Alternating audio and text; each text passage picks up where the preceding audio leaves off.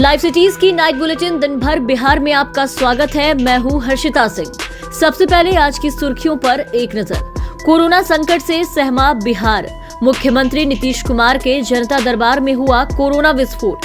14 लोग पाए गए संक्रमित। पूर्व मुख्यमंत्री जीतन राम मांझी समेत उनके परिवार के 18 लोग हुए कोरोना पॉजिटिव। बिहार में लॉकडाउन लगेगा या नाइट कर्फ्यू, इस पर कल आपदा प्रबंधन समूह की बैठक में होगा फैसला। जाति जनगणना पर मुख्यमंत्री नीतीश कुमार ने कही बड़ी बात। पूरे राज्य में 15 से 18 उम्र के किशोर किशोरियों के लिए आज से शुरू हुआ वैक्सीनेशन। पूर्व मुख्यमंत्री राबड़ी देवी ने नीतीश कुमार पर कसा तंज। पटना में बीजेपी के सभी मोर्चे की हुई बैठक। पंचायत प्रतिनिधियों को 90 दिनों के अंदर हर हाल में लेनी होगी शपथ, वरना सीट रह जाएगी खाली। लखीसराय में गैंगवार में 2 लोगों की गोली मारकर हत्या और बिहार में अभी कनकनी और बढ़ेगी। और अब खबरें विस्तार से।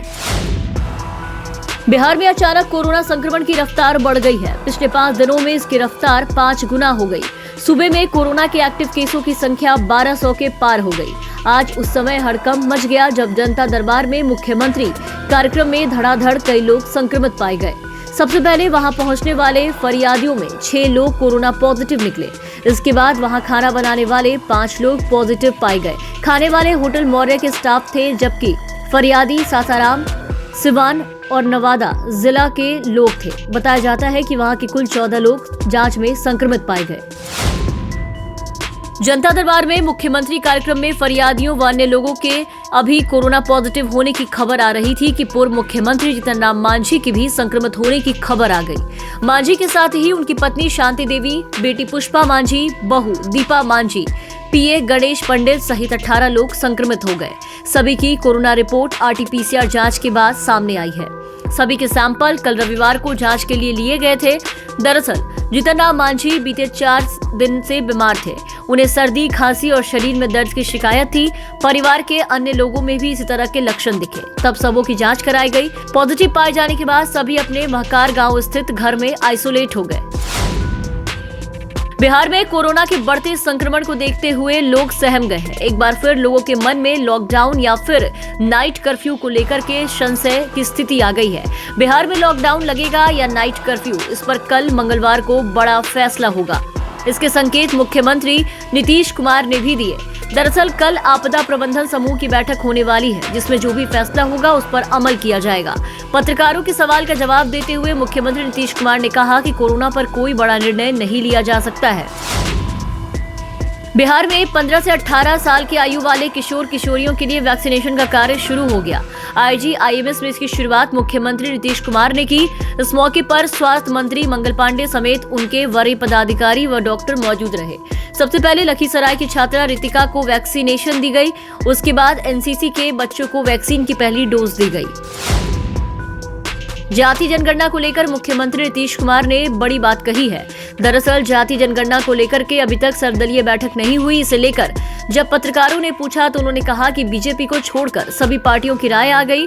बीजेपी की राय आते ही सर्वदलीय बैठक बुला ली जाएगी। जनता दरबार कार्यक्रम में शामिल होने के बाद मुख्यमंत्री पत्रकारों से बात कर रहे थे। बता दें कि आज जनता दरबार कार्यक्रम में 186 फरियादी पहुंचे, जिनमें से 6 कोरोना पॉजिटिव पाए गए। ऐसे में 180 लोगों ने अपनी समस्याएं रखी।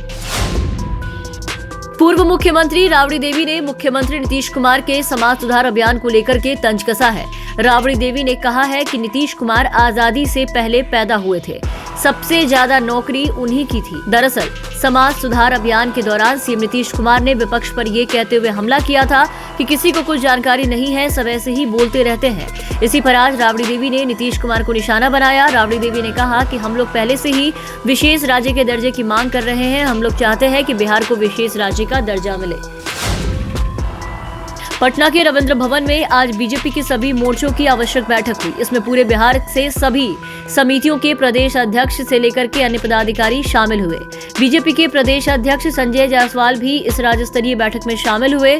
प्रदेश अध्यक्ष संजय जायसवाल ने कहा कि बहुत दिनों से सभी मोर्चों की संयुक्त बैठक नहीं हुई थी।